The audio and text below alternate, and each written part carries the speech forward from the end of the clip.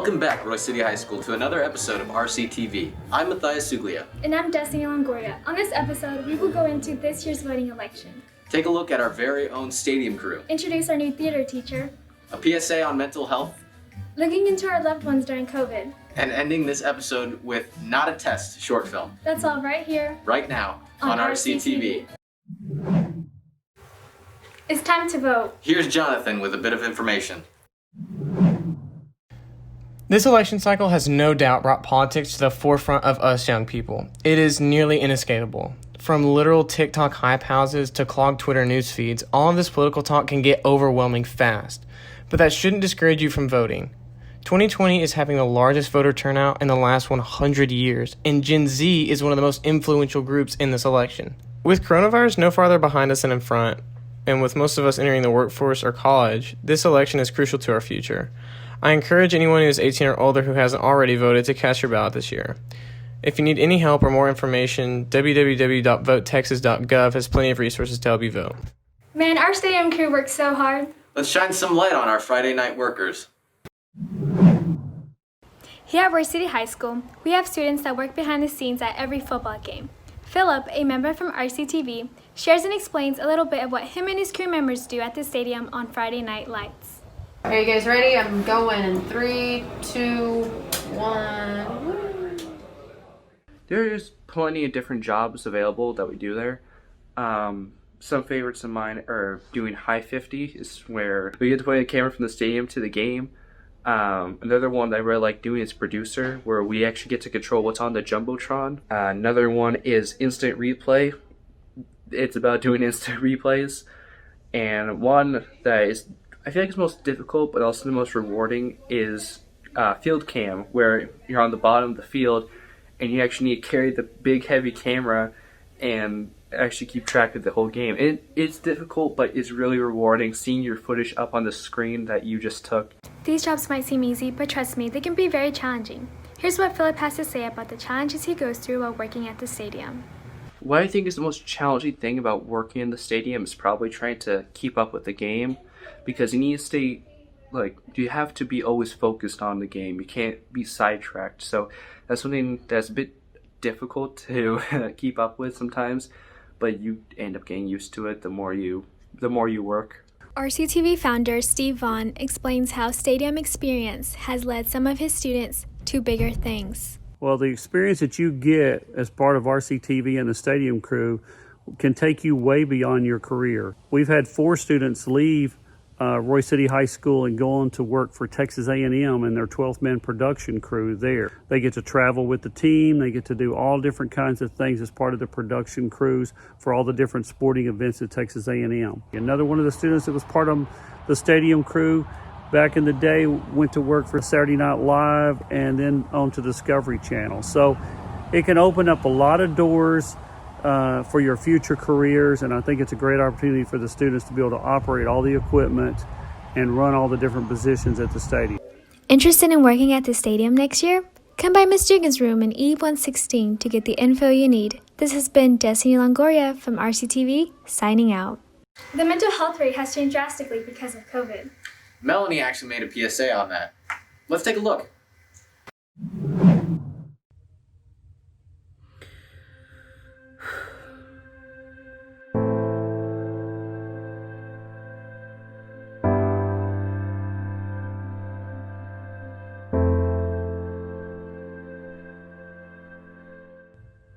I know that this year has changed drastically because of the pandemic. I have seen many losses. I have seen many people suffer physically and mentally because of COVID. Ever since March, which is when the pandemic started, the mental illness rate has actually gone up drastically because people have been isolating themselves for quarantine and fallen into depression or things like that, and a lot of people don't really see that. I used to think it was me against the world. I used to think that all of my problems were just so crazy that nobody would understand, that that it was that it was just me, basically. I thought that I was going through it alone, that nobody would understand anything. I know that's not just me. I know that a lot of other students are going through that right now. I don't think anybody truly looks into how deep this situation is, and you're not alone.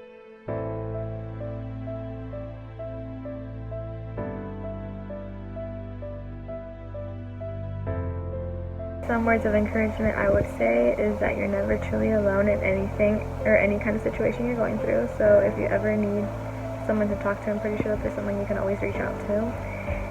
And that hopefully this will all pass by and good things are soon to come.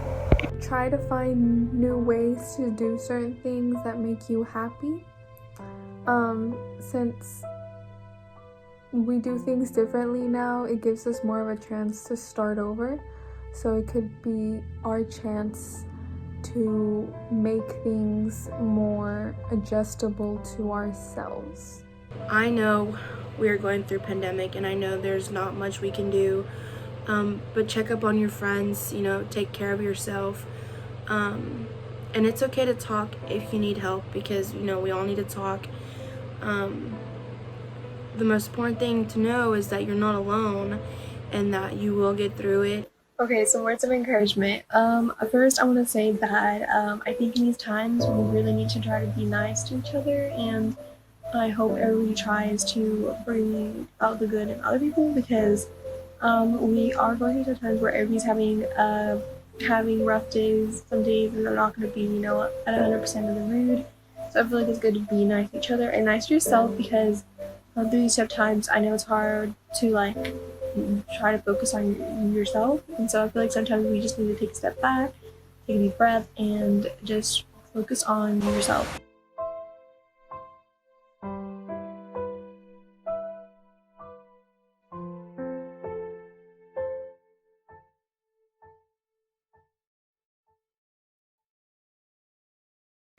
Many people and their loved ones were affected by COVID.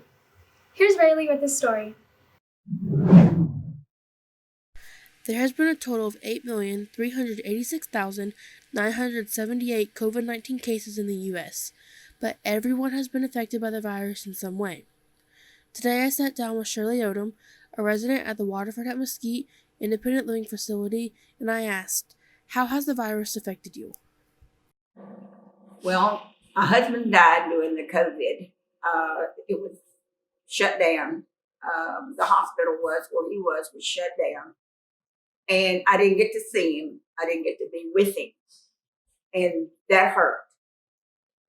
His funeral was just very, 10 people there was all that could be there.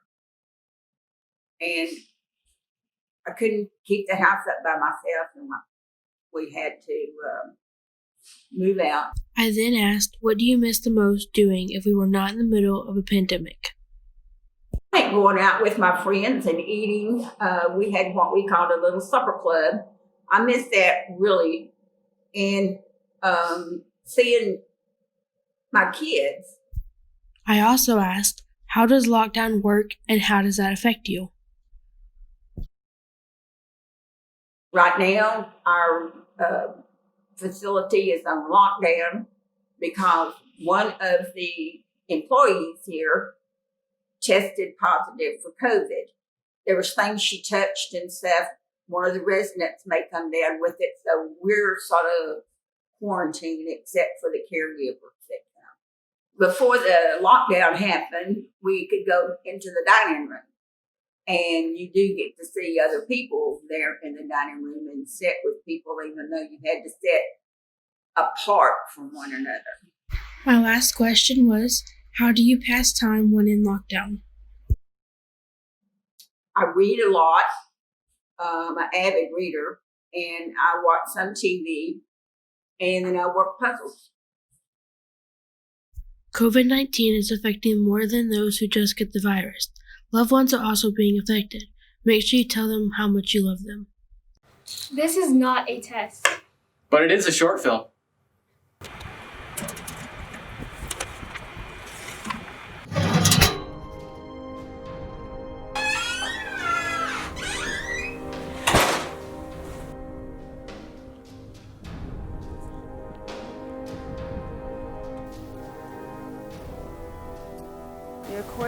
decided the forest.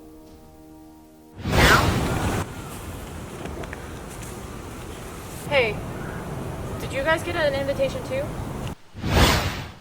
Hello, I am the Game Master and welcome my contestants. As you can see, we are in a forest. This forest will test your ability to find a needle in a haystack. In order to survive the forest, one of you will need to find a bracelet. There's no escaping until the bracelet is found.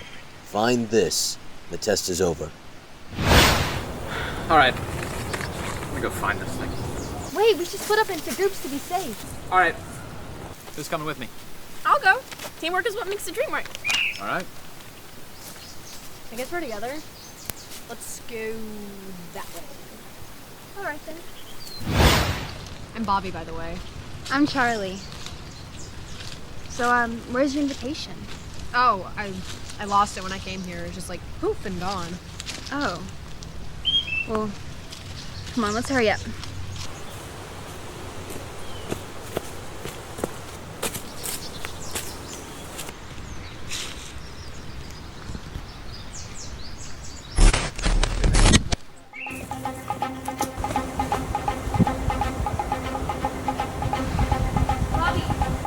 Bobby, I think I found something. Bobby, you there? Bobby? What was that scream? I don't know. When I turned around, Sarah was gone. Yeah, same with Bobby. I thought I saw something, but then I went to go find him and he was gone. Come on, let's go.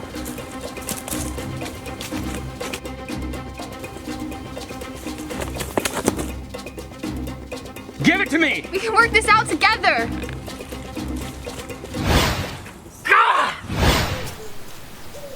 So you won, huh? Yeah, I guess I did. But I know this wasn't a test. It was a game. A sick, twisted game. And I passed. I won. Whatever you want to call it. You're right. This is a game. It's not a test. I've been trapped here for longer than I can remember. And this game requires a game master and a winner. You freed me. Thank you. What? No, I did my part. No, let me go.